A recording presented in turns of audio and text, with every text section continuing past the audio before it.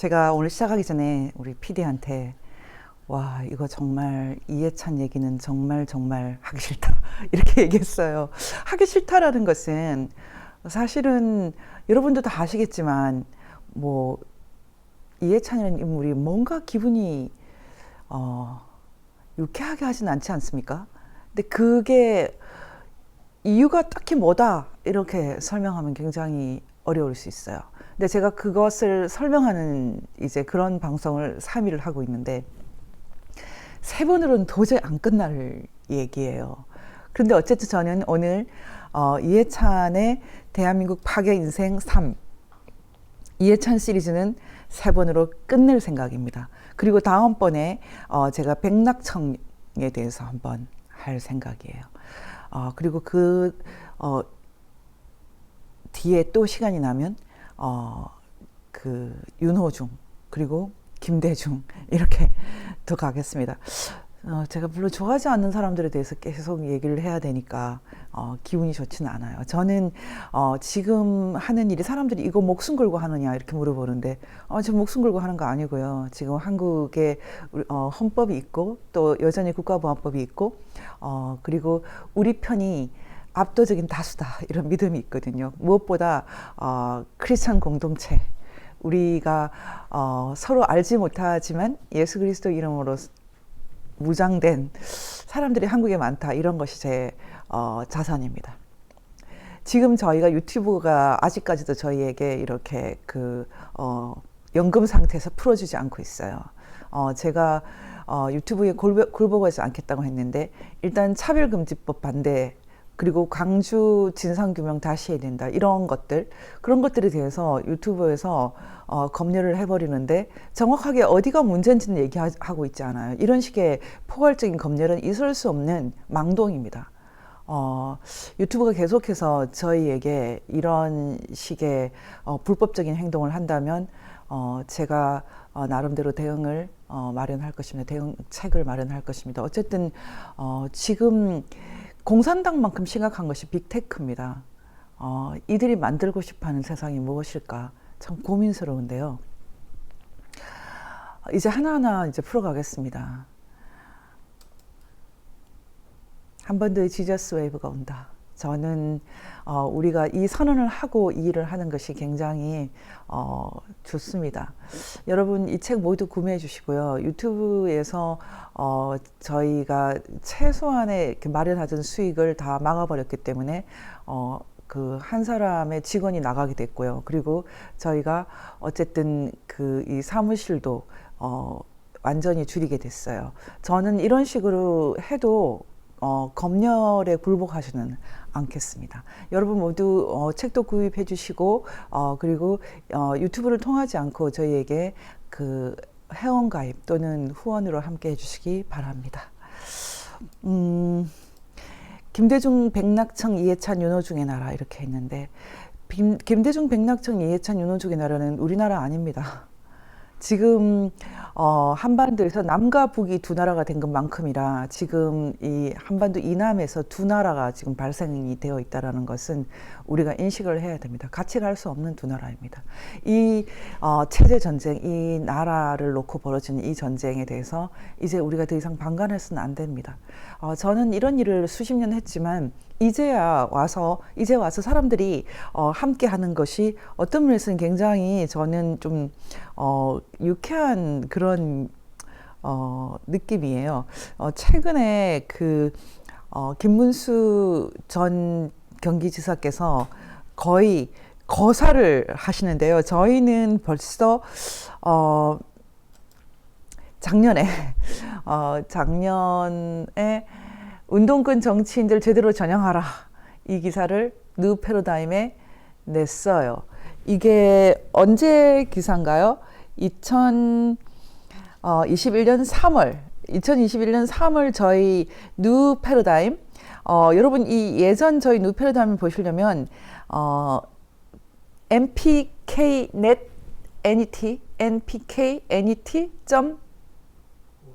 npknet.org 또는 von.news von.news 이렇게 들어가시면 다 보실 수가 있습니다. 어, 이번에 저는 그 김문수 지사를 다시 한번 만나는 느낌이에요. 정말 우리나라에 이렇게 멋진 분들이 있습니다. 지금도 19살 고등학교 3학년처럼 그렇게 살아간다고 하셨어요. 19살과 같은 꿈과 마음을 갖고 대학 입학 시험보다 더 열심히 앞으로 우리나라가 어떻게 가야 할지, 또 문재인 주사파 정권을 어떻게 무너뜨릴지 연구하고 있어요. 결국 대한민국은 엄청나게 위대한 나라로 발전할 것입니다. 고난을 겪는 만큼 더욱 찬란하고 더욱 위대하게 자유통일이 우리를 기다리고 있고, 문재인 일당이 앞으로 그 내리막길과 그 최후가 매우 처참할 겁니다. 제가 어제 이때 이 인터뷰를 재방을 했거든요. 여러분 아직 안 보신 분들은 꼭 봐주세요. 김문수 전 경기지사님 정말 희망을 주십니다. VN 뉴스 치시고 영원한 현역 김문수 전 지사가 진단하는 운동권 정치의 앞날, 여러분 이 인터뷰를 꼭 봐주셨으면 좋겠습니다. 지금은 VN 뉴스는 검색도 잘 되지 않기 때문에 거의 풀 텍스트를 쳐야지만 검색이 되는 그런 상황입니다. 우리가 뭘 잘못했기 때문에 빅테크가 우리를 이렇게 괴롭히는지는 모르겠어요. 근데 이게 작년인데요. 작년에 이 인터뷰도 굉장했지만 이번에 이제 대통령실 경제사회 노동 관련된 가장 핵심적인 참모로 일하시면서 드디어 제대로 그 승부수를 냈습니다. 주사파들을 향해서 물었죠. 과연 대한민국을 위해서 일하는 것인가? 김문수 지사님이 거기다가 아주 이런 얘기까지 했어요. 문재인은 총살감. 근데 이걸 가지고 한국에서는 뭐 총살이 없다 이런 말을 하는데, 총살감이라는 말은 그냥 총살감, 거의 군법으로 죽음을 면치 못할 정도의 잘못을 했다 이 뜻입니다. 문은 총살감, 김일성주의자, 지금도 같은 생각. 여러분 어떻게 생각하십니까? 정말 이게 그냥 단순한 자극적인 발언인가요? 지난 5년 동안 일어나는 것은 대한민국은 실종되고 거의 북한이 한국을 다스리는 것 같은 그런 생각 저만 느꼈나요? 이제 이렇게 포문이 터진 이상 이제 싸움이 제대로 붙게 생겼습니다. 이번에 제가 이해찬의 대한민국 파괴 인생 3를 하면서 이제 김문수 지사님과 함께 또 한층 더 그 수준이 더 높아지는, 지금까지는 저는 대중의 수준을 고려해서 이렇게 계속 게이지를 체크를 했거든요. 근데 지금은 거의 진짜 맥시멈까지 할 수 있게 됐어요. 그게 저로서 굉장히 기뻐요. 일단 김문수 지사님이 저보다 더 한술 더 뜨셨기 때문에 저는 잘 따라가겠습니다. 저는 이번에 이 사건을 겪으면서 가장 재미있었던 것이 박지원, 극렬 발언 김문수는 윤 정부의 인사참사, 이 글에 여러분 그 댓글들이 너무 재밌어요. 이 댓글들 중에 가장 인상적인 것은 당군 이래 최대 인사참사는 박지원 국정원장 이렇게 되어 있어요. 국정원장을 친북 인사 박지원이 하는 것이 문재인이 총살감인 핵심적인 이유 아닙니까? 기가 막힌 일을 지난 5년 겪었어요. 저는 근데 특히 얘기하고 싶은 것은 지금 한국을 살아가는 특히 20대, 30대, 40대 초, 여러분들 정말 이거 맞다고 생각하세요? 저는 그렇게 되면 여러분들도 희망 없습니다. 천벌 받습니다. 대한민국 체제가 김일성 우상 숭배를 허용한다? 방관한다? 여러분 무사할 것으로 보이십니까? 이거 빨리 해결해야 됩니다. 이거 있을 수 없는 일입니다. 지금 박지원이 말한 김문수 발언이 문제적이라고 하는데, 가장 문제적인 것은 어떻게 감히 박지원이 뭐 김정일을 씻겨있는 지도자가 어떠니 극찬을 하는, 김정은을 극찬을 하는 이런 사람이 국정원장을 합니까? 그럼 국정원 자체가 그 하나의 간첩 집단으로 됐고, 그런 진공 상태를 우리가 5년 겪었다는 것이죠. 네, 이제 김우수 지사 만만한 분이 아닙니다. 폼을 여셨기 때문에 지금 본격적으로 이제 오늘 이해찬은 누구인가 들어가겠습니다. 제가 다시 한번 이 썸네일을 보여드릴게요. 김대중, 백낙청, 이해찬, 윤호중의 나라 이렇게 썼는데 김대중이라는 사람은 사실은 김일성보다는 아니지만은 상당히 우상화되어 있는 인물입니다. 제가 김일성 우상화 정도는 아니지만 김대중 우상화가 심각하다고 생각하고 예전에 제가 김대중 우상을 깨뜨리자 이런 글을 쓴 적이 있어요. 김대중 우상을 깨뜨리자. 저는 김대중 우상이 지금 한국 문제의 핵심이라고 생각합니다. 그리고 또 하나는 김대중에 관련된 두 개의 사실, 하나는 김대중 납치 사건, 그리고 하나는 김대중 내란 음모 사건. 이 두 개의 사건에 대한 진실이 심각하게 왜곡되어 있는 바로 그것 때문에 지금 문제가 복잡해 있다고 생각합니다. 김대중 납치 사건이나 내란 음모 사건은 시간적으로는 몇 년이 차이 나지만 동일한 그 사실이 연관되어 있습니다. 그 가장 핵심적인 사실이 한민통에 관련된 것입니다. 한민통. 여러분 한민통에 대해서 얘기를 들어봤습니까? 만약에 정말로 김대중뿐만 아니라 한국의 좌익들이 주장하는 것처럼 만약에 이 한민통이 정말로 단순한 해외 민주화 운동을 지원하는 그런 단체라면은 문제가 될 게 하나도 없습니다. 하지만 제일한국민주통일연합 1914년 8월 15일 제일한국인들이 대한민국의 민주화와 통일을 목표로 설립한 단체 이렇게 돼 있죠. 한국민주통일연합, 한통연, 한민통. 마치 민단에서 조총련이 아니라 민단 소속 일부가 만든 것처럼 그렇게 되어 있죠. 한국민주화, 민주회복, 통일, 촉진 국민회의. 하지만 이것이 북한의 조종을 받는 조총련보다 어떤 면에서는 더 지독한 공작기구라는 것을 모르는 사람이 있습니까, 지금? 거기다가 제일동포 유학생 간첩 사건이 또 이 사건과 연루되어 있습니다. 여러분 지금 제일교포 출신인 문세강이 유경수 여사를 총으로 암살했어요. 그런 나라예요. 지금 그런 나라에서 소위 좌익이라고 하는 사람들은 완전히 적의 편에 서서 역사를 완전히 왜곡하고 있는데요. 정말로 김대중 납치 사건이나 내란 음모 사건이 민주화 운동 관련되어 있는 사건입니까? 전혀 아닙니다. 북의 자금을 받는 사건이고 적과 내통하는 것과 관련되어 있는 명백한 공안 사건입니다. 이런 것도 전부 다 지금 정권을 잡고서 마치 간첩도 간첩 아닌 것처럼 간첩도 통일 운동을 하는 사람처럼 이렇게 바꾸고 있기 때문에 문제인데요. 지난주에 제가 그 강의를 하면서 우리가 지금 이 스타디움 플레이그라운드 내부만 들여다보면 뭐 좌익수 우익수가 다 따로 있죠. 그리고 우리가 이 좌익수 우익수가 다 따로 있어야 되고 또 천군백군이 있어야 되고 LG와 뭐 OB가 있어야 되고 롯데와 삼성이 있어야 되고 서로 윈윈하는 적수가 있는 그런 상황에서 우리는 관중으로서 즐겁게 이 경기를 구경하는 그런 거라면 문제가 안 됩니다. 좌든 우든 치우치지 말라고 하는 것은 이런 경우죠.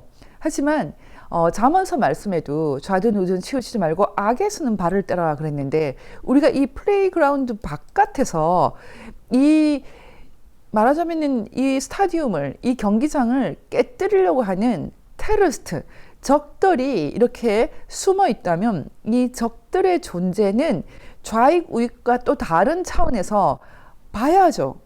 그런데 보십시오. 지금 한국 좌익들은 그냥 순수한 좌익수, 우익수, 야구 경기 좌익수, 우익수가 아니고요. 이 좌익들은 적 테러리스트와 하나가 된 그런 상황이라면 어떻습니까? 그런 상황이면 이때 좌익은 문제가 됩니다.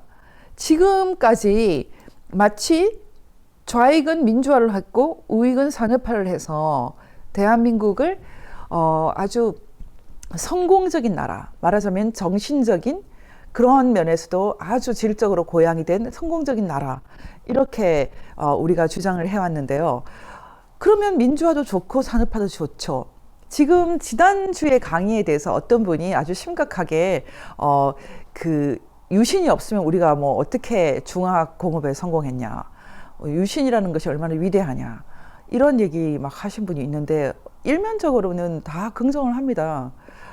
우리가 정말 가난한 나라에서 1000배, 뭐 2000배, 3000배, 4000배 이렇게 무역거를 올리고 이 엄청난 그 경제 성장을 하는 데 있어서 북한을 제대로 이렇게 제어하는 그런 것은 필요했죠. 그리고 유신이라는 것은 7.4 남북 공동성명 직후에 바로 같은 해에 불과 그 석 달인가요? 후에 발표된 것입니다. 박정희 대통령이 그 당시에 북한을 직접 보고 이것이 지금 잘못됐다가는 우리가 적화될 수도 있겠다, 이렇게 판단한 것도 아닐까요? 그래서 유신이라는 것에 어떤 면에서는 좀 불가피한 면이 있어요. 지금 이분이 실명은 아닌 것 같아요. 건정름이라고 되어 있는 분인데 이름이 좀 독특하죠.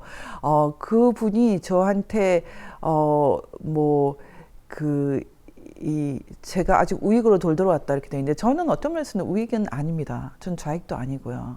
저는 엄밀하게 말하면은 정체가 뭐냐 이렇게 물어보는데, 저는 유대 기독교적 전통에 있는 그런 불가침의 권리, 천부인권, 이런 것들, 종교의 자유, 신앙의 자유, 이런 것들을 수호하고 법치를 수호하는, 말 그대로 유대 기독교적 전통에 입각한 정치 운동가, 정치 사상가, 이렇게 말씀드릴 수 있어요. 저는 어떤 면에서는 우익도 아니고 좌익도 아니고 중도도 아닙니다. 왜냐하면 그건 제 일이 아니죠. 저는 말 그대로 인권운동가, 정치운동가, 정치사상가죠.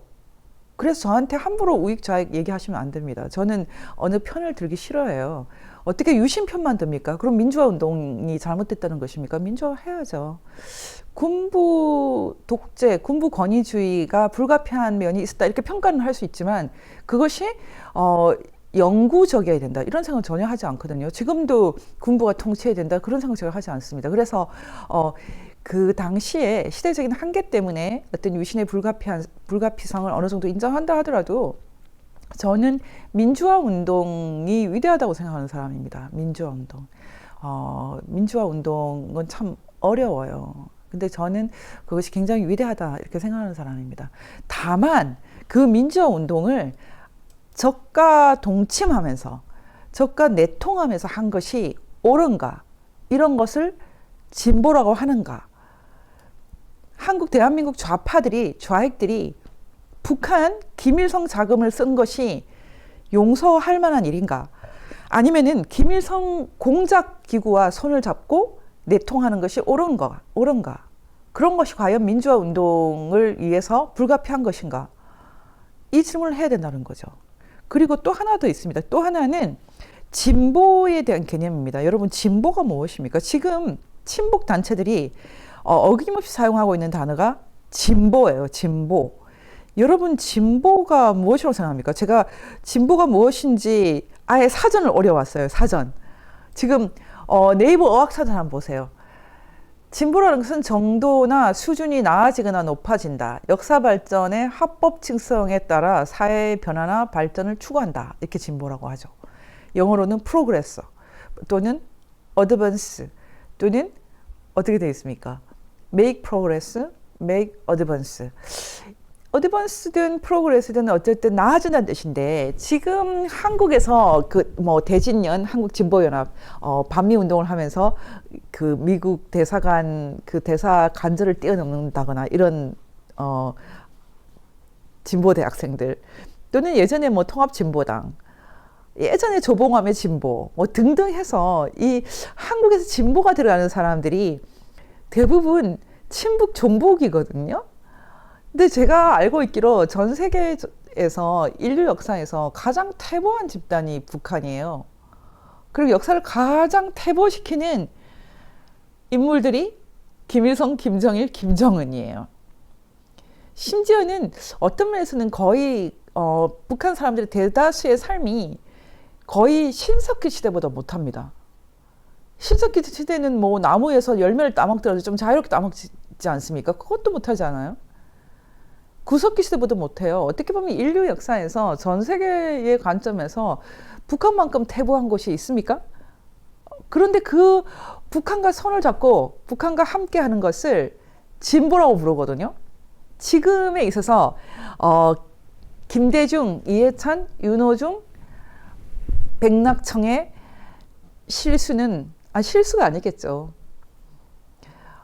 의도적이겠죠. 문제는 잘못된 진보 개념이다. 북한에도 자유가 있어야 되고 인권이 있어야 된다. 법치가 있어야 된다. 우상화가 타파돼야 된다. 이런 거 진보 아닙니까? 그게 프로그레스 아니에요? 한 발 나아가는 거 아닙니까? 지금 이 진보에 대한 잘못된 해석, 인류 사상 가장 태보하고 가장 악한 조직 또는 인물에 대해서 진보라고 부르면서 생긴 심각한 전도 현상, 가치 전도 현상. 이것이 바로 지금 대한민국에 처해 있는 불행한 사태입니다. 지금 문재인에 대해서 지금 거의 총살감이다, 사형감이다, 이렇게 김문수 지사가 말씀하셨는데요. 저는 김문수 지사가 이렇게 말씀하시지만 저는 그렇게까지는 말을 못하거든요. 왜냐하면 저는 이 세대에 대해서 그다지 지금 개인적으로는 당당하지 못해요. 왜냐하면 저만 해도 대부분 다 수혜자예요. 뭔가 받은 사람이에요. 그래서 저는 사실은 우리 선배 세대에 대해서 좀 당당하지가 않아요. 하지만 노동운동을 했고 사회운동을 했고 정치운동을 하신, 그리고 경기도지사까지 거의 10년에 걸쳐서 하셨던 김문수 지사님 입장에서 김일성 집단을 팔로우하면서 따르면서 진보라고 부르는 이 세력은 그분 자신의 인생에 대해서도 저는 모욕이라고 생각합니다. 모욕. 지금 최근에 장기표 선생님이 그 부정선거다 이렇게 말했어요. 21대 총선 인천 연수구를 그때 재검표를 하고 나서 장기표 선생님은 이거 부정선거네. 저는 김문수 지사님이나 유건일 주필이나 장기표 다 같이 민청학년이든 한국 민주화운동 과정에서 많이 고통을 겪고 감옥도 가고 하신 분인데 이분들은 참 영혼이 맑아요. 이중 인쇄 정황이 뚜렷한 배춧잎 투표지, 저급 인쇄로 두세 장 또는 기퉁이가 붙은 투표지 등도 모두 부정선거의 뚜렷한 증거다. 장기표 스님이 이렇게 말했어요. 저는 이해찬 씨가 왜 이 옛 동료 장기표 선생님의 이런 얘기에 대해서 침묵하는지 그게 참 궁금하거든요. 저는 어떻게 보면은 같은 운동을 하시고 민주화 운동을 하셨지만 이런 분들은 너무나 영혼이 맑은 분이라고 생각을 합니다. 이 상황에서 사실 지금 국민의힘에서 부정선거를 지금 부정선거 규명을 맡고 있는 사람들, 이준석, 하태경, 사실 국민의힘이 2020년 4월 15일 부정선거를 인지 못할까요? 그때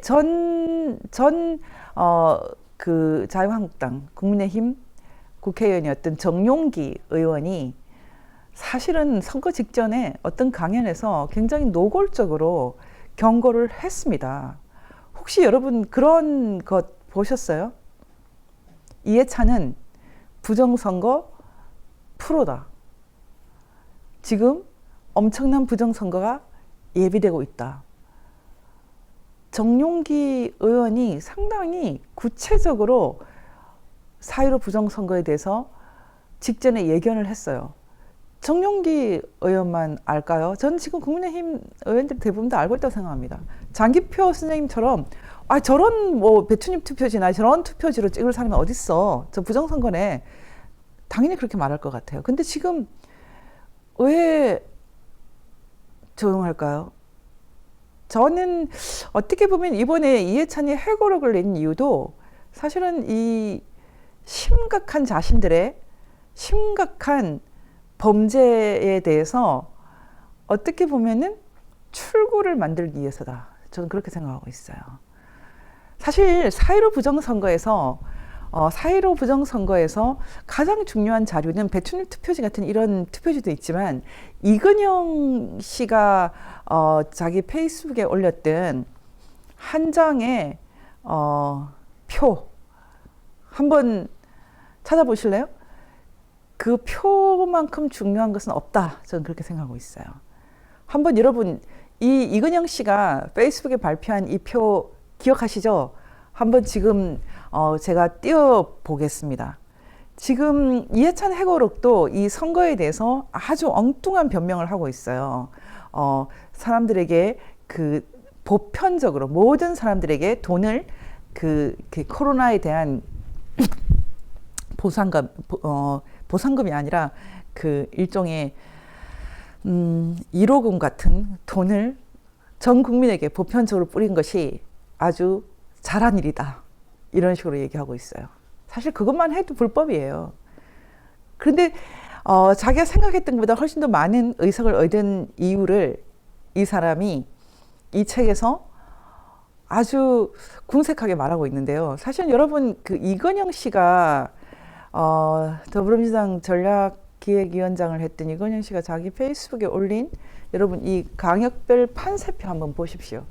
이 판세표는 한 장이지만은 사실은 아주 두꺼운 각 지역, 서울 지역 뭐 다 동단위 이상의 각 판세가 완벽하게 이미 나와 있다는 거죠. 이 한 장으로 요약될 때는 그 베이스가 되는 정보가 따로 있겠죠. 거의 뭐 책 한 권 분량에 저는 판세표가 있다고 생각하는데 그 판세표를 딱 이렇게 한 장으로 요약했을 때 사실은 전국 의석이 253개라고 한다면은 그 선거 직전이에요. 이것이 선거 직전에 민주가 확실히 우세한 곳, 거의 뭐 확실히 될 것 같다라고 한 우세 지역은 68석밖에 없었어요. 68석. 그리고 67석은 경합 우세. 이 경합 우세 지역을 모두 다 민주당이 갖고 간다 하더라도 135석밖에 안 돼요. 사실은 253석에서 135석이 그나마 될까 말까 한 것이죠. 253석에서 135석. 그런데 그 경합 지역까지, 경합 지역 28석까지 모두 다 가져갔어요. 163석. 여러분 이거 어떻게 생각하십니까? 경합 우세의 몇 석 또는 경합의 상당수는 국민의힘에 가야죠. 당시 미래통합당에 가야죠. 그런데 한 석도 안 빼고 다 갖고 갔어요. 163석 이렇게 나왔거든요. 우리가 이 표에서 의심하는 것은 경합 우세 지역과 경합 지역에는 마사지가 들어갔다. 이렇게 보는 거죠. 여러분은 어떻게 생각하십니까? 지금 더불어민주당에서 지금 일어나고 있는 여러 가지 일들에 있어서 가장 핵심적인 것은 여전히 이 선거입니다. 선거. 이해찬 씨는 2017년 대선 직전부터 20년 집권론을 계속 말했어요. 앞으로 더불어민주당이 20년 이상 집권한다. 그럼 자신이 90대가 될 때까지 집권한다는 거죠. 자기 죽을 때까지 집권하겠다. 20년 집권론. 민주당 과반수 기반 닦이고 있다. 자신감. 선거 직전에 4월 8일에 2020년 4월 8일에 이렇게 얘기했고 마치 사람들에게 이렇게 세뇌를 시키듯이 계속해서 수년에 걸쳐서 20년 집권론을 얘기를 했고 이번에 이해찬이 이것에 대해서 더 이상 말하지 않게 됐죠. 선거에 지면서. 그래서 길 잃은 이해찬의 20년 집권론 이런 말이 나오는데 진보 정권 10년 개혁 좌절 되풀이 말자. 진보. 여러분 결국은 문제는 진보입니다. 여러분 북한에서 돈 받아서 민주화 운동하는 거 진보 맞아요? 그리고 북한의 독재는 눈을 감고 대한민국에서는 거의 극단적인 독재 비판을 한다는 것이 정상입니까? 김일성, 김정일, 김정은을 비교하면 한국에 독재자는 한 명도 없어요. 유신조차 독재가 아니에요. 김일성, 김정일, 김정은을 기준으로 독재를 말하면 전 세계에서 독재는 거의 없어요. 그리고 대한민국 이승만 이래의 모든 대통령들이 독재 안 한 거죠. 그나마 독재 심하게 한 경우는 김대중. 기업들을 막 베어냈죠. 그리고 언론사 사장들을 막 감옥에 넣었죠. 그리고 문재인. 지금 유엔에서 드디어, 원래 유엔에서는 한국이 세계 최고의 인권 대국으로 알려져 있어요. 인권 그러면 한국이에요. 그래서 ICC 국제형사재판소도 거의 한국의 힘으로 만들어졌다 이렇게 평가하거든요. 근데 이번에 비참하게 지금 우리가 이사국에서 떨어졌어요. 많은 사람들이 이런저런 얘기하는데 이유는 딱 하나입니다. 북한 인권에 대해서 기권했기 때문이죠. 이 세상에서 가장 심각한 인권 문제를 갖고 있는 나라는 북한이에요. 그 북한에 대해서 지금 침묵하는데 어떻게 유엔 인권 이사국이 됩니까? 지금 현 정부 내탓 공방을 하는데 제가 딱 정리해 드릴게요. 그냥 문재인 때문입니다. 문재인의 대한민국이 어떻게 유엔 인권 이사국이 됩니까? 북한 인권에 완전히 침묵하는데. 이건 제가 그냥 얘기하는 거 아니에요. 이건 객관적으로 취재하고 얘기하는 겁니다. 무슨 현 정부 탓을 합니까? 현 정부가 들어온 지 얼마나 됐습니까? 원래 이런 그 인권 이사국이 되려고 한다면은 적어도 1년 이상 로비를 해야 됩니다. 1년 이상은 준비를 해야 되고요. 지금 5월에서 지금 5개월도 안 된, 제대로 안 된 그런, 나라에서, 정부에서 뭘 합니까? 솔직히 말해서 문재인 정권이 인권 관심이 있어요? 한국의 몰락징후 좋은 건 아닙니다.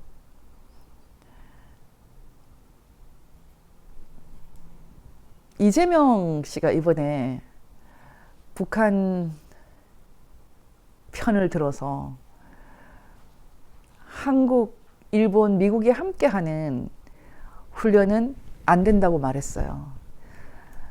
여러분, 참 최대 의석을 가지고 있는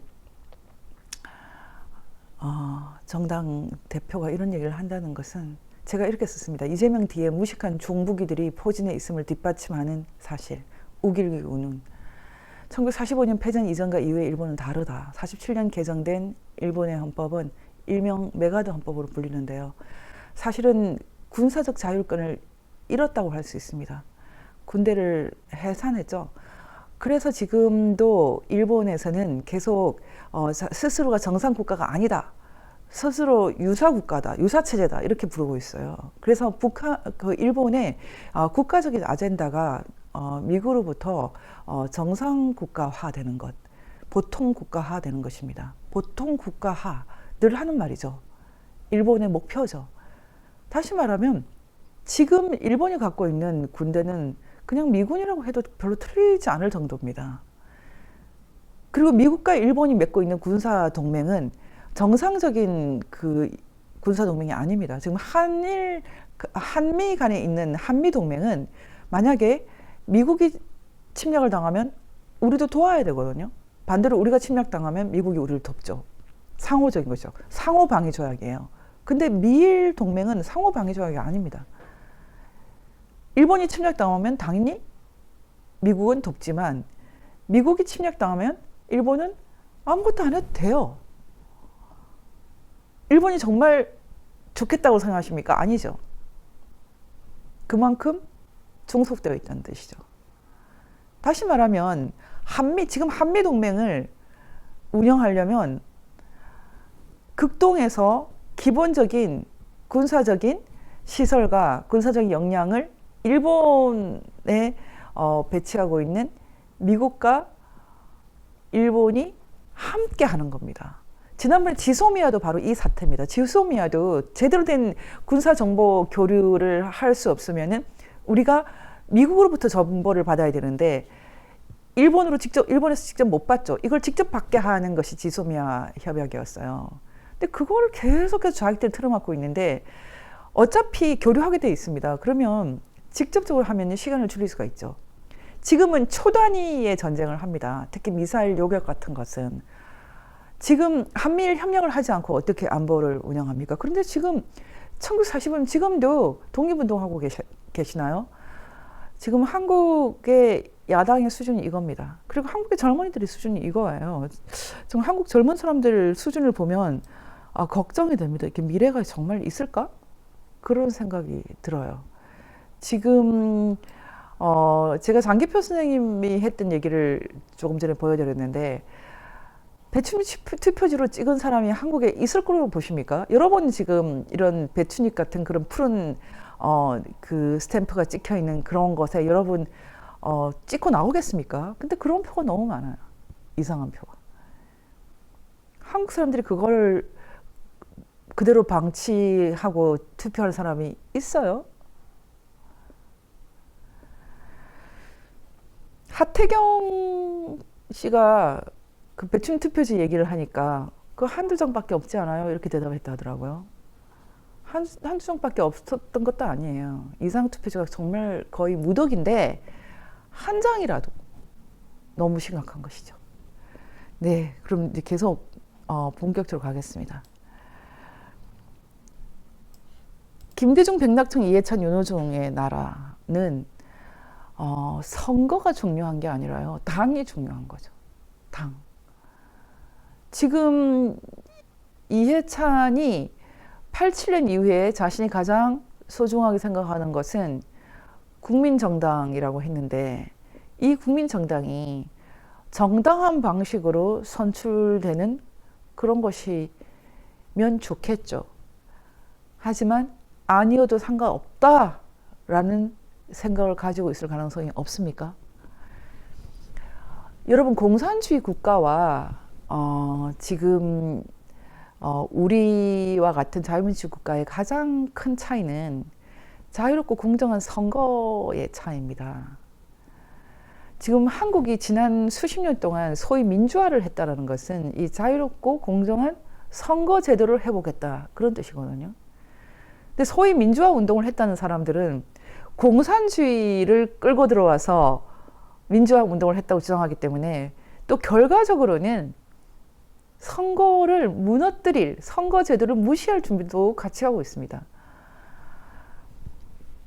아이러니컬하게도 여러분, 1987년 헌법의 핵심은 대통령 간선제, 간접선거제도를 없애고 다시 직접선거제, 직선제를 다시 쟁취했다, 이것입니다. 그리고 직선제를 쟁취할 때 가장 중요한 역할을 했던 세력이 소위 말하는 주사파 세력이에요. 주사파 세력. 아이러니컬하죠. 제가 지금 세 번에 걸쳐서 이 한국 이념 문제를 얘기하면서 사실은 지금은 세 시간 가지고 다 강의를 할 수 없기 때문에 앞으로 한국 이념 문제를 파악할 수 있는 기본 베이스가 되는 개념만 사실 설명해 드리고 있는데 여기서 좀 확인을 해 드리겠습니다. 여러분, 제가 지난번에 그런 얘기를 했어요.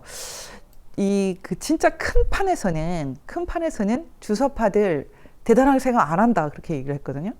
근데 그게 무슨 뜻인지 한 번만 더 알려드리겠습니다. 지난번에 소위 말하는 한국 민주화 운동이라는 것은 뒤에 악성 세력을 갖고 같이 움직이는 경우가 대부분이다. 순수하게 민주주의 운동이라는 것은 거의 없다, 제가 그렇게 얘기를 했어요. 전혀 없다라고 할 수는 없어요. 근데 거의 없다라고 할 수 있어요. 근데 지금 보십시오. 우리가 지금 주사파, 제가 오늘 12시에 그 주사파 강의, 지금 유튜브에서 지워버렸기 때문에 그것을 오려서 저희가 편집을 해서 다시 올렸는데요. 지금 유튜브가 저희를 너무 지금 핍박하고 있어요. 그 사람들 공산화를 원하는 거예요. 아니면 LGBTQ 그 가정 파괴를 원하는 거예요. 참 알 수 없습니다. 어쨌든 지금 제가 했던 두 개의 주사파 강의 중에 두 번째 것을 유튜브에서 지워버렸어요. 그래서 저희가 다시 오늘 12시에 올렸는데요. 이 강의를 제가 올린 이유는 주사파는 어떻게 권력을 장악했나 이제 이런 건데, 오늘 제가 올린 게 주사파 공부해야 알 수 있다 이렇게 됐는데, 황장엽파와 김일성파는 결국 같다. 그래서 결국은 주사파의 인벤터가 처음 만들었던 주체사상을 만들었던 황장엽과 김영환이 결국은 주사파를 다시 다 규합할 수밖에 없다. 이제 그런 얘기하는 게 핵심인데, 지금 이 주사파가 뭔지 대부분이 뜻을 모르고 말을 하시기 때문에 이제는 좀 귀가 더 열릴 것으로 생각하고 제가 정확하게 알려드리겠습니다. 지금 이 표를 보시면 소위 주사파라는 것은 이 언더그라운드 중에서 이 네 번째 민족민주혁명당, 민혁당과 관련돼 있는 세력을 주사파라고 합니다. 통역당이나 인혁당 재건이도 크게 봐서는 북한 주체 사상을 따른다고 한다면은 뭐 주사파라고 부를 수도 있겠죠. 크게 봐서. 하지만 이 사람들 주사파라고 부르지는 않습니다. 특히 운동권 내부에서 주사파라고 부를 때는 이 민혁당과 관련돼 있는 사람들입니다. 이 민혁당과 관련돼 있는 그 세미 언더그라운드는 전대엽과 한총련이 있습니다. 그래서 이 민혁당, 전대엽, 한총련 이렇게 연결되어 있는 바운더리가 소위 말하는 주사파예요. 근데 주사파가 왜 이렇게 센가? 여러분, 이 주사파가 굉장히 세거든요. 근데 주사파가 굉장히 센 것은 사실은 이 주사파가 위장이 너무나 쉽기 때문이에요. 왜냐하면 이 민혁당이나 전대엽이나 한총련은 기본적으로 대학생들이 만든 것입니다. 그래서 이것이 기본적으로는 굉장히 위장이 쉬워요.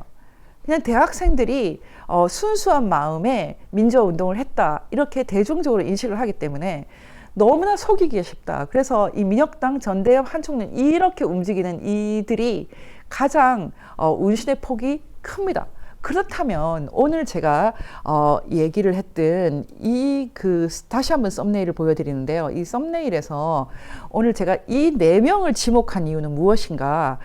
이 네 사람, 김대중, 백낙청, 이해찬, 윤호중, 이 네 사람을 지목했던 이유는 이들은 주사파가 아니다 이 뜻입니다. 주사파가 아니다. 여러분, 이 주사파와 주사파가 아닌 이 좌파 세력을, 좌익 세력을 반드시 구분해야 됩니다. 지금까지 제가 이제 가끔씩 사람들이 너무 나이브하다라고 이렇게 말할 때가 있는데, 그냥 한국에서 북한을 따르는 모든 추종 세력이 다 주사파다, 이거 아닙니다. 제가 2017년 5월 9일인가에 그 문재인 대통령이 당선됐는데, 그 직전 하루나 이틀 전에 제가 페이스북을 통해서 내일 주사파 정권이 탄생한다 이렇게 말했거든요. 근데 그때 그 주사파 정권이라는 것은 지금 뭐 온갖 북한의 공작과 관련돼 있다는 뜻이 아니고요. 엄밀하게 말해서 언더그라운드에서는 민혁당, 세미 언더그라운드에서는 전대엽이나 한총련, 이들과 관련돼 있는 북한 추종 세력이 주사파다. 그 주사파 정권, 다시 말하면 문재인 정권은 주사파 정권이다, 이렇게 말하는 것입니다. 그리고 이해찬 세력은 좀 다릅니다. 그래서 이해찬 세력은 엄밀하게 말해서 주사파 세력과 구분해야 됩니다. 이제 여기서부터는 그 취재도 더 해야 되고 제가 약간 틀리는 것도 있겠지만, 일설에 따르면 지난번 조국 사태라는 것은 결국은 주사파와 이해찬파의 싸움이다, 이렇게 보는 해석이 있습니다. 좀 일리가 있어요. 왜냐하면 자유일보에서 이렇게 썼네요. 조국 사태 본질은 문재인과 이해찬의 대결이었나? 문재인을 둘러싸고 있는 핵심 세력은 다 주사파 세력이에요. 예전에 박원순 시장이 주사파 때문에 너무 괴롭다는 말을 많이 하고 다녔다고 하는데, 그때 말하는 주사파는 이 문재인 세력입니다. 그런데 여러분 생각할 때 지금 이제 이 언더그라운드에서 여러 가지 세력이 있고 또 세미 언더그라운드인데, 이 그 더불어민주당 또는 좌익 그 패러다임 내부에서의 이 그 권력 투쟁에 대해서 바깥에서는 좀 알기 힘들거든요. 그리고 우익은 서로 막 싸우고 막 흩어지고 이번에 교육감 선거에서도 나 잘났다고 다 나오지 않았습니까? 몇 사람이 나왔습니까? 우리 다 기억해야 돼요. 저는 인사도 안 할 거예요. 앞으로도 이 사람들. 근데 좌익들은 아무리 싸워도 결국 한 명만 내세우거든요. 이런 힘이 있죠. 그래서 지금 좌파 좌익들은 티를 안 내기 때문에 서로 내부에서 얼마나 치열하게 전쟁하고 있는지를 모르는 겁니다. 그래도 그것이 무의미한 것은 아니다. 저는 조국을 끝까지 이렇게 완주시키는 것을 그때 법무부 장관 밀어넣는 걸 보면서 제가 그때 그런 얘기를 했었거든요. 이번에 이 그 법무부 장관을 무사히 하면 조국이 대통령 검증을 통과한 것 같다. 왜냐하면 조국 전 장관은, 조국 교수는 처음부터 문재인 정권 등장할 때부터 그 민정수석으로 들어갔거든요.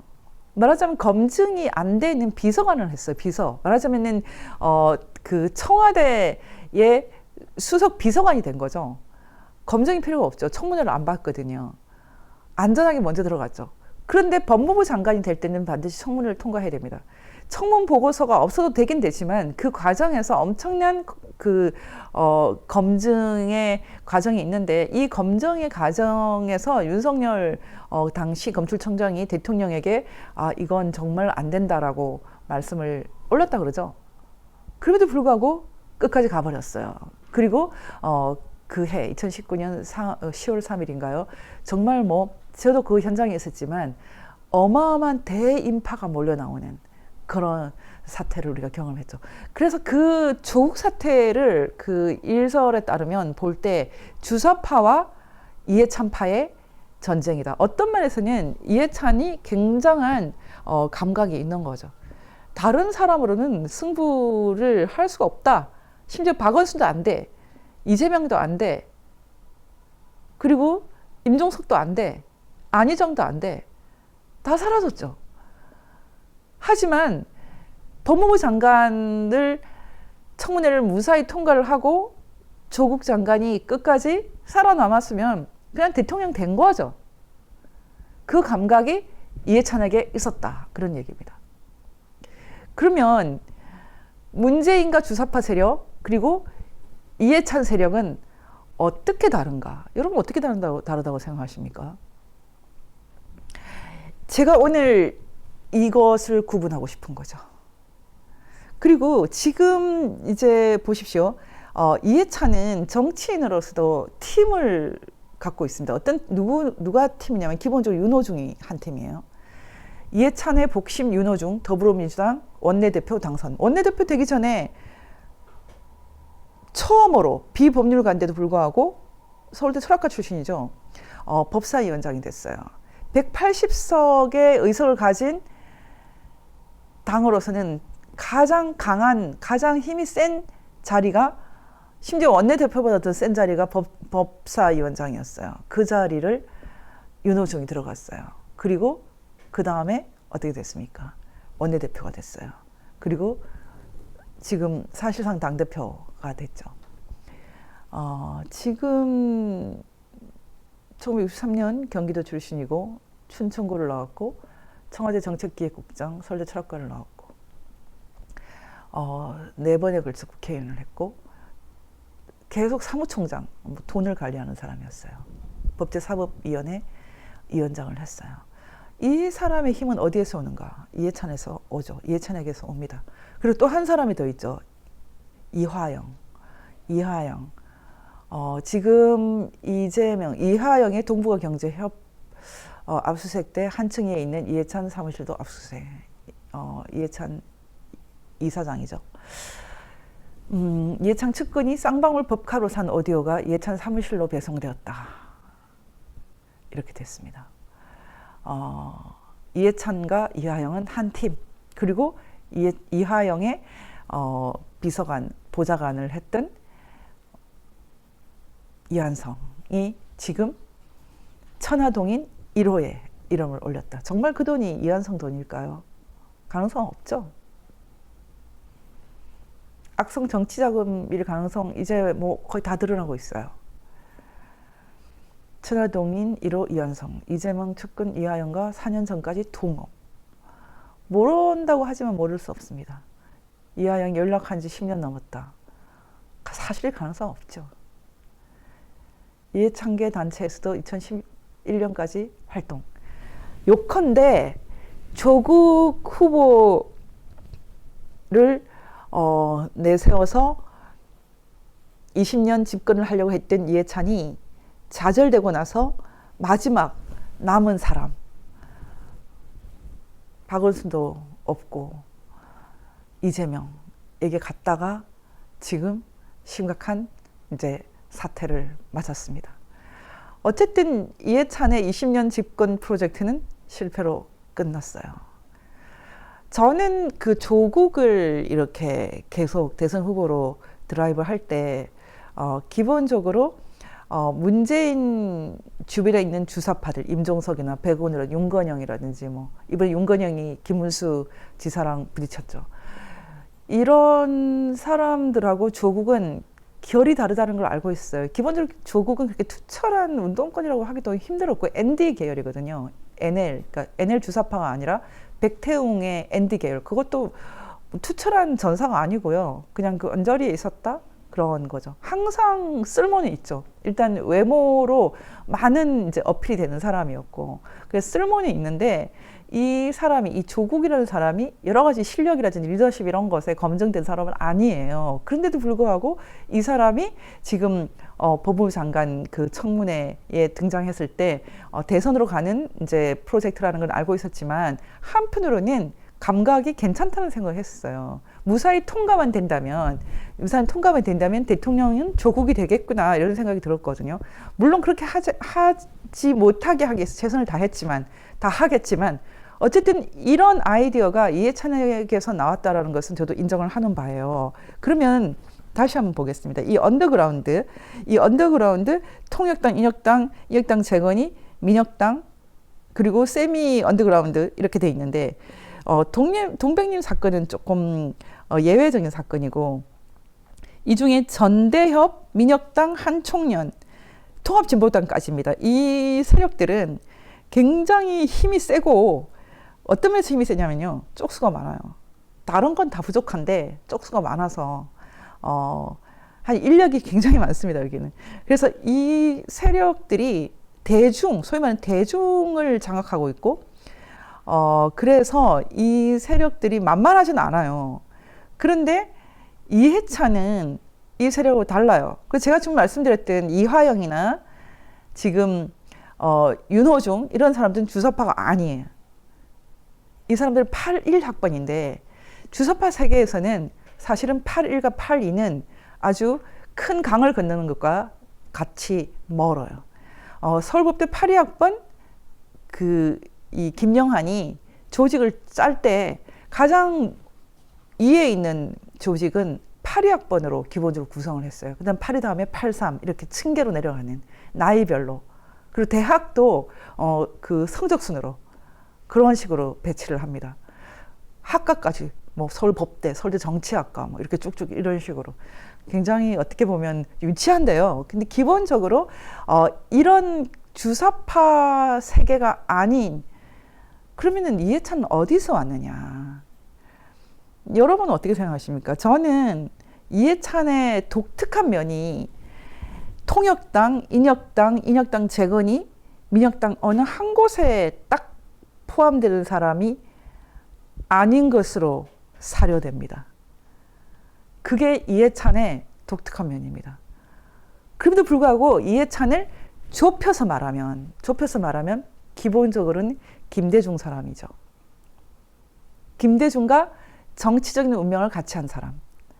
그리고 한 가지 더 있다면 이해찬은 기본적으로 이 범공산주의 세력, 심지어 북한, 심지어 중공까지도 다 아우를 정도로 상당히 지적인 확신범이다.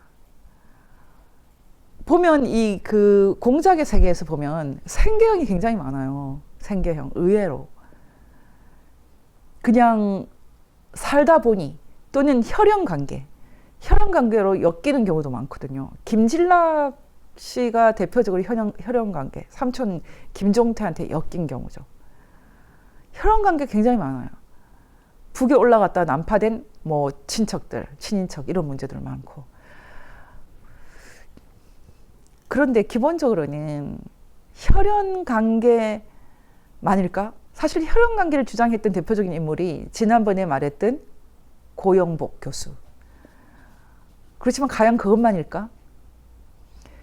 사실 이 한국 그 좌파 계열 중에서 이 지하당하고 연계하고 또 별개로 한국 좌익 세계, 좌파들 세계에서 가장 심각한 문제가 되는 것은 이 지적인 확신범입니다. 지적인 확신범.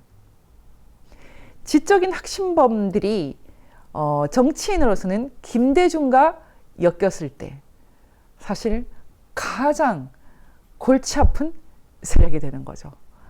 저는 그래서 이해찬을 이해하려면 백낙천과 김대중을 섞어 놓은 사람 이렇게 말해야 된다고 생각합니다. 그래서 그게 굉장히 심각한 겁니다. 어떤 특정하게 이해찬 밑에 어떤 그 공작원이 붙어 있다 이렇게 설명하는 것보다 훨씬 더 골치 아픈 것은 이해찬은 지나칠 정도의 확신범이다.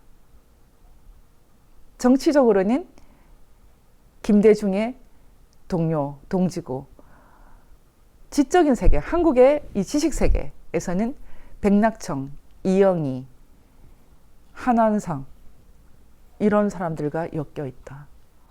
어떤 면에서는 지금 제가 이렇게 강의를 할 때 상당히 많은 사람들, 특히 우파 중에서 제가 이제 말하자면 이 플레이그라운드를 그리면은 막 화를 내는 사람이 있거든요. 말하자면 민주화라는 것은 그냥 공산화지 민주화는 따로 필요 없었어. 그냥 먹고 살면은 충분히 또 민주화되고 그러는 거야. 근데 뭐 중국이 먹고 사는데 민주화 됐습니까? 뭐 먹고 살아도 민주화 안 되거든요. 그러니까 민주화는 민주화대로 또 그런 경로가 있어요. 그것도 굉장히 어렵고 힘들고 이 일에 순수하게 헌신하다가 죽어간 사람도 많습니다. 그리고 고문도 실제로 있었고요. 고문 안 되죠. 고문 많이 있었고 그리고 우익 부패도 심각했죠. 그리고 노동계에서 노동자들을 거의 종놈 취급하는 그런 사용자들 많았습니다. 그거 다 사실이에요. 말하자면 민주화가 간단한 거 아닙니다. 한국 민주화에서 그 북한의 공작이 결합돼서 이 민주화 운동이 타락한 것은 정말 나쁘지만 순수한 의미에서 민주화에 헌신했던 사람이 굉장히 많았고요. 그 사람들은 우리가 이름도 모르는 사람이 더 많습니다. 그리고 장기표 선생이나 김지아 선생이나 유근일 선생이나 제가 지난번에 소개했던 이런 분들 정말 훌륭하시죠. 어쨌든 지금 좌익이든 우익이든 하나만 보면 안 보이는 세계가 있고요. 한국 현대사가 위대한 것은 이 두 가지를 같이 했기 때문이죠. 지금 뭐 중국이 산업화 성공했다고 해서 중국이 지금 질적으로 아주 괜찮은 나라가 된 게 아니지 않습니까? 홍콩에서 민주화하는 것조차도 다 탄압을 해버리는데요. 그래서 민주화는 민주화대로 또 위대한 역사고요. 산업화는 산업화대로 위대한 역사인데 제가 이 두 개를 다 설명하면은 저보고 아직 뭐 우익으로 저 우익 안 들어갈 거예요. 왜 들어갑니까? 저는 민주화와 산업화를 모두 중요하게 생각합니다. 대신 좌든 우든 치우치지 말고 악에 쓰는 발을 떼라. 북한의 악성 자금을 받은 것은 저는 잘못됐다. 간첩이라고 생각합니다. 그러면서는 김대중 씨는 안 되죠. 제가 김대중 우상을 깨뜨리자라고 얘기할 때 저는 한국은 기본적으로 이승만 이래 모든 대통령이 괜찮은 분들이었다. 단 한 사람의 예외가 김대중이다. 제가 그렇게 썼거든요. 저는 심지어는 전라도 사람들에게 좀 힘을 실어주고 싶어서 김대중 씨한테 투표를 한 적도 있지만 대학교 다닐 때, 대학원 때 그것이 지금 생각하면은 그때 이해창 씨를 찍어서 해야 됐나? 뭐 그건 잘 모르겠어요. 어쨌든 중요한 것은 한국 사회에서 그 호남 사람들이 갖고 있는 그런 열패감 이런 것들 좀 실체로 있다는 거 알고 있습니다. 그래서 저는 그 문제를 해결해야 된다고 생각을 했고 그런 면에서는 김대중 대통령의 그 역할이 있다고 생각했던 것은 맞지만 그렇지만 김대중 대통령의 그 공과를 따졌을 때 공에 비해서 과가 너무 크다. 이렇게 보는 게 제 시각입니다. 그 다음 페이지 한번 보세요. 그렇죠? 제가 그렇게 말을 했어요. 저는 기본적으로 이 부분만 읽어드리겠습니다. 2008년 서울의 한 교회, 오늘의 교회였습니다. 에서 나의 이런 관점을 정리하면서 강의를 한 적이 있는데요. 그때 이승만의 방공과 건국, 박정희의 경제건설과 빈곤 해결, 전두환의 민주화의 열망을 흡수할 수 있을 정도의 안정적 경제운영, 노태우의 산업화 시대에서 민주화 시대로의 평화적 과거 역할, 김영삼의 경제 영역의 투명화와 반부패, 노무현의 인치 시대에서 법치 시대로의 전환. 이건 좀 설명이 필요하지만 어쨌든 그 노무현 당시 상당히 그 대통령의 권위가 약화됐다 이렇게 본다는 겁니다. 이런 것들 다 저는 조금 긍정적으로 보고 있어요. 그래서 이렇게 본다면 대한민국 현대사를 축복과 감동의 역사를 보는 어떤 그런 이유다. 그래서 기본적으로 대통령들 나중에 이명박 대통령이나 박근혜 대통령 포함해서 좋은 분들로 제가 평가를 합니다. 그렇지만 예외는 김대중, 문재인 두 사람은 너무 심하게 친북 종북 노선을 걸었다 이렇게 제가 보고 있습니다. 200여 명의 청중 중에 지금도 그 강의가 기억나는 분들이 있을 텐데요. 그때 제가 이렇게 말했습니다. 오늘 저는 김대중 대통령에 대해서는 평가를 하지 않고 넘어가겠습니다. 2008년이었는데 제가 2008년에 이 강의를 하고 이 글을 썼을 때는 2013년인데 그때 저는 이렇게 말했어요. 2008년에 유보했던 평가를 5년 만인 오늘 한다면 그는 공도 크지만 관은 더 큰 인물이라는 점이다. 그래서 그의 공이 더 이상 공으로도 보이지 않는다는 점을 말하고 싶다. 그는 공산주의와 김일성을 너무 오판했다. 제가 이렇게 말했는데 그리고 나서 지금 근 10년 만에 9년 만에 한 번 더 평가를 하겠습니다.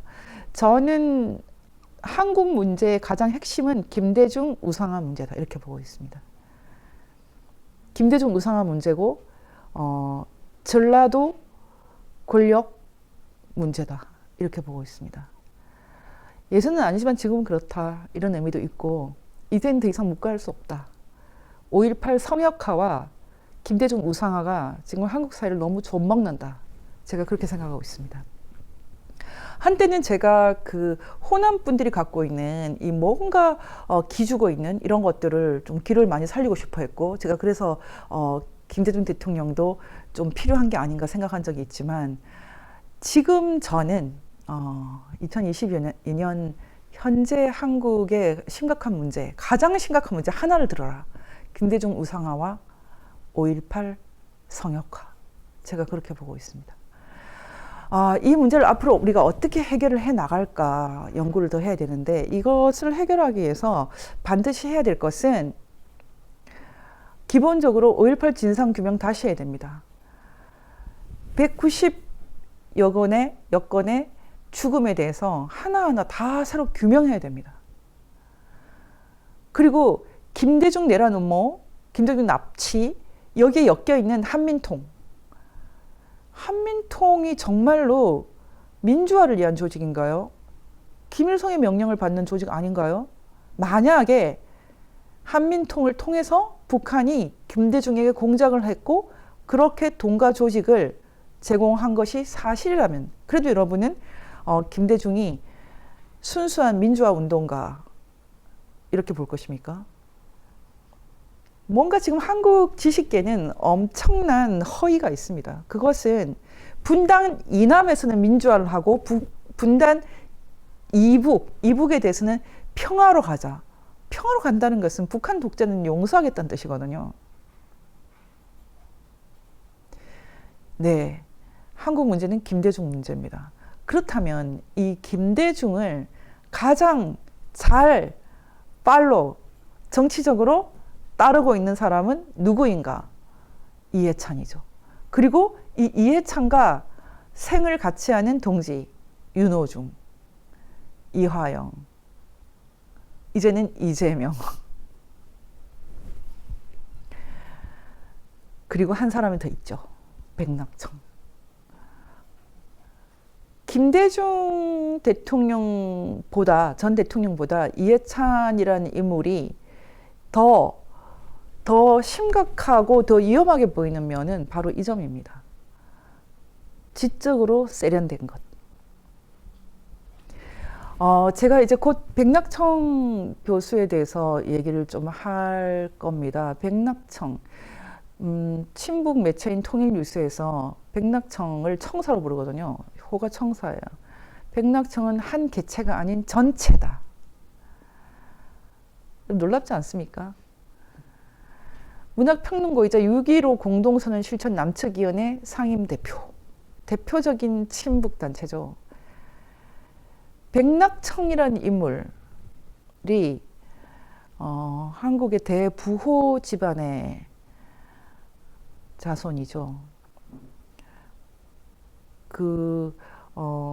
아버님인가가 납북이 됐고, 이 백낙청은 한 개체가 아니라 전체다. 수령인가요? 고은, 신경림, 이호철, 온갖 종류의 소위 말하는 그 내노라 하는 한국 문화계를 장악하고 있는 문화계의 수장이죠. 창비를 이렇게 창비 그룹이죠. 창비 일종의 하나의 거대한 그룹이죠. 그룹. 제가 지난 시간에 얘기했던 박형규 목사도 있고요. 범민련 남측본. 범민련은 완전히 친북단체죠. 저는 백낙청 선생님 제가 대학 다닐 때 수업을 들었어요. 영산문 강독. 저는 그 수업이 가끔 요즘도 생각나요. 성적은 아주 나빴는데 좀 신기하게 생각했던 것은 그때 텍스트가 D.H. 로렌스였어요. D.H. 로렌스 그러면은 상당히 이렇게 좀 거의 외설에 가까운 그런 작품을 선구적으로 쓴 인물로 알려져 있죠. 저는 그분 덕분에 D.H. 로렌스의 무지개라는 책을 읽었던 기억이 나요. 그리고 차탈리 부인의 사랑? 하버드에서 바로 D.H. 로렌스로 박사학위를 받은 인물이죠. D.H. 로렌스로 박사학위를 하버드에서 받은 사람이 범민련과 6.15선은 어울리십니까, 여러분? D.H. 로렌스의 무지개. 제가 그 책을 읽었었죠. 그런데 여러분 어떻게 생각하십니까? 왜 지금에 와서 한국에서 하나가 됐을까요? 공산주의와 수령 절대주의와 상당히 외설적이고 음란한 세계가 구분이 안 되고 하나가 되었고, 그 정점에 백낙청 교수가 있을까요? 그게 뭔가 필연성이 있을까요? 제가 좀 연구해 보겠습니다. 어쨌든 저는 이해찬이라는 인물은 김대중과 백낙청을 양쪽에 두고 따르는 팔로워다. 그래서 굉장히 무서운 겁니다. 영어 단어에 fornication이라는 단어가 있어요. fornication. 좋은 단어가 아니죠. fornication의 첫 번째 뜻은 우상 숭배를 말합니다. 두 번째 뜻은 성적인 타락을 말합니다. 음란. 이거 두 개가 결국 하나가 되고 있어요. 한국에서 fornication. 간음, 우상숭배. 여기서는 반대로 첫 번째가 성적인 타락, 두 번째가 우상숭배 이렇게 돼 있죠. 하나님이 없는 세계. 하나님이 없는 세계는 어떤 면에서는 모든 것이 허용되는 그런 세계인 것 같습니다. 제가 이제 그 백낙청, 이영희 등등 문학의 대통령과 같은 역할을 했던 이분들에 대해서도 얘기를 하겠는데, 제 전공의 한 영역이기도 하고요. 그래서 이분들의 시대를 좀 평가를 해야 된다, 좋게 말해야 된다, 그러면 말할 것이 있긴 있어요. 어쨌든 우리가 어떤 이유에든 어떻게 정당화되든 경제발전 산업화를 위해서든 인간이 좀 더 자유로워진다는 것은 좋은 얘기죠. 근데 지금 이 시대에 와서 그 자유의 끝은 무엇인가? 자유의 끝은 무엇인가라고 할 때 제가 꼭 얘기하는 분이 있어요. 그분이 바로 오길남 박사입니다. 오길남 박사. 이 오길남 박사가 북한에 갔을 때 이제 북한에서 밀봉 교육을 받고 북한에서 그 칠보산 연락소에서 대남 공작원이 되고 나서 느끼는 감정을 이렇게 쭉 썼어요. 그 중에 참 인상적인 게 있어요. 이 부분 한 읽어드릴게요. 얘 아버지는 종곤이를 제일 미워해요. 수재들이 다니는 제1고등학교에 다니는데도 말이죠. 이 종곤이가 누구냐면 경기고등학교를 나오고 월북을 한 김창균이라는 사람의 아들이에요. 이 북한에 막상 들어가 봤더니 너무 많다는 거예요. 이창균입니다. 이창균, 김창균이야. 이창균의 아들이에요. 그 처는 이하여대를 나온 사람이죠. 근데 이 사람들이 많다는 거예요. 항석영은 여기도 사람이 살고 있네라고 했지. 하지만 그가 어찌 그런 걸 알랴. 그렇지 않다면 눈에 백태가 끼었거나 일부러 보지 않았을 것이다. 그뿐인가 윤희상의 부인 이수자도 내게 북에도 2천만의 사람이 살고 있어요. 그런데 왜 망설이시죠? 라고 했었다. 살만하다는 뜻으로. 누가 살고 있는 그 자체를 부인하랴. 사람들은 자기 눈을 스스로 찌른 내가 이런 말을 하면 그렇게 후회할 걸 뭐하러 갔느냐고 할 것이다. 하지만 선택이라는 것은 그 잘되고 못됨이 당장에 결단 나는 게 아니다. 세월이 흐른 뒤에야 알게 되는 게 훨씬 더 많다.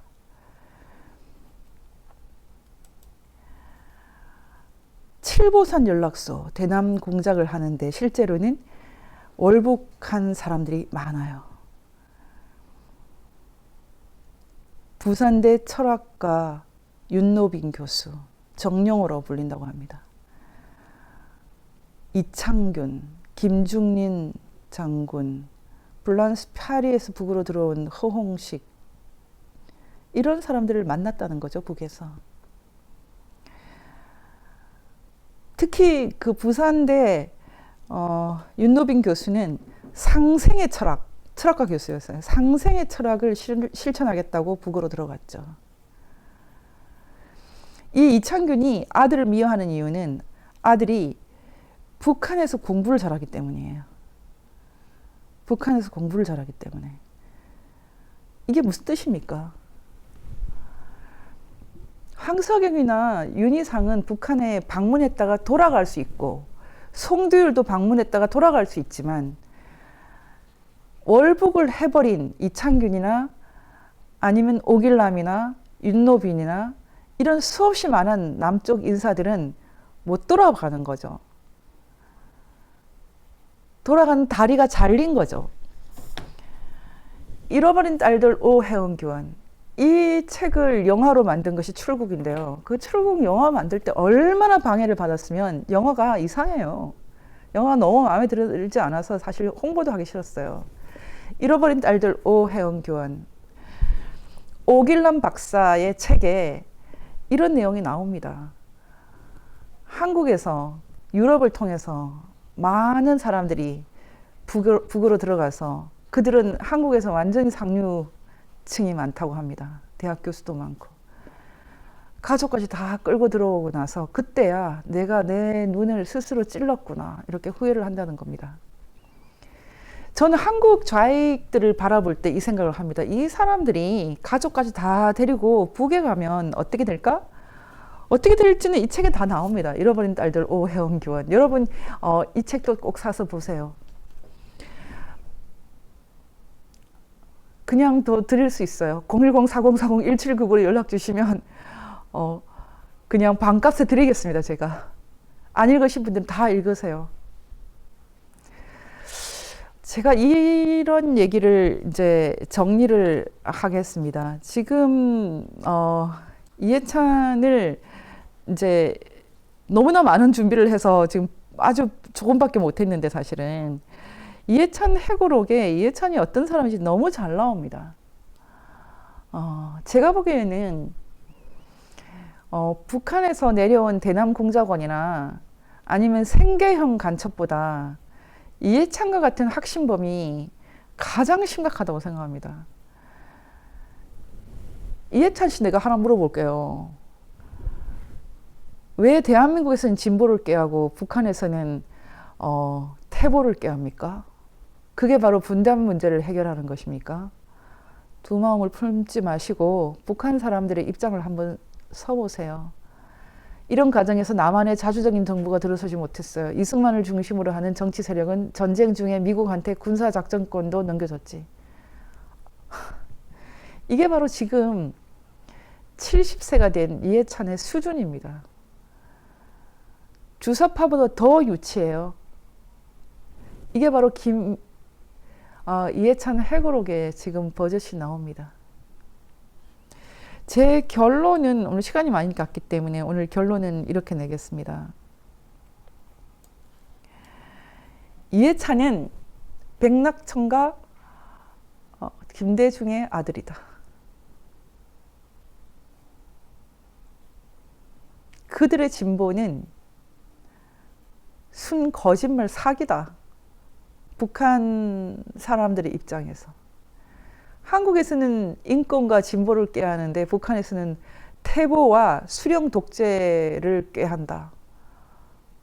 거대한 사기극이죠. 저는 김문수 전 지사의 정직함, 인테그리티 때문에 드디어 이들의 사기극이 본격적으로 노출되고 있다고 생각합니다.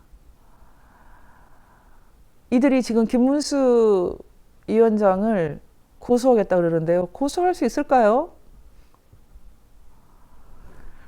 고소하면 제가 증인이 돼드리고 싶어요. 이해찬, 윤호중, 김대중, 백낙청. 영혼을 판 사람. 신사 참배보다 더 심각한 우상 숭배에 동참하는 사람. 한 세대를 거기에 끌고 들어가는 사람. 통역당, 인혁당 재건이, 민혁당, 난민전 등등보다 더 심각한 확신에 찬 종북, 친북, 지적인 사기꾼들. 우리가 지금 이렇게 표로 그려지지 않는 수없이 많은 지적인 사기꾼들, 대학을 장악한 지적인 사기꾼들 때문에 아주 어두운 시대를 맞고 있습니다. 그 수장이 이해찬이라는 것입니다.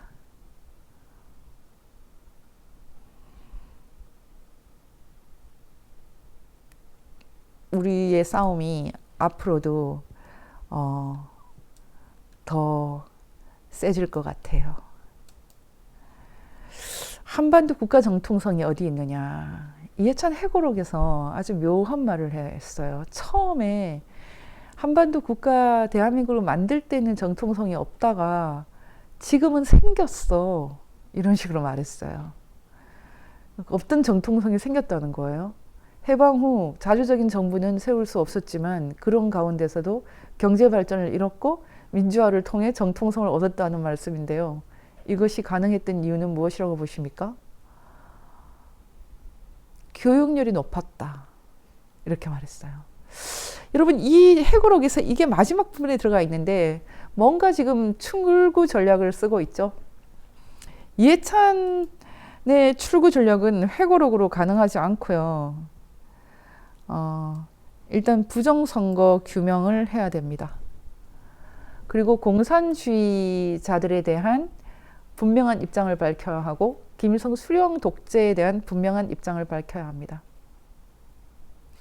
이제 당신의 20년 집권론은 이미 깨졌고요.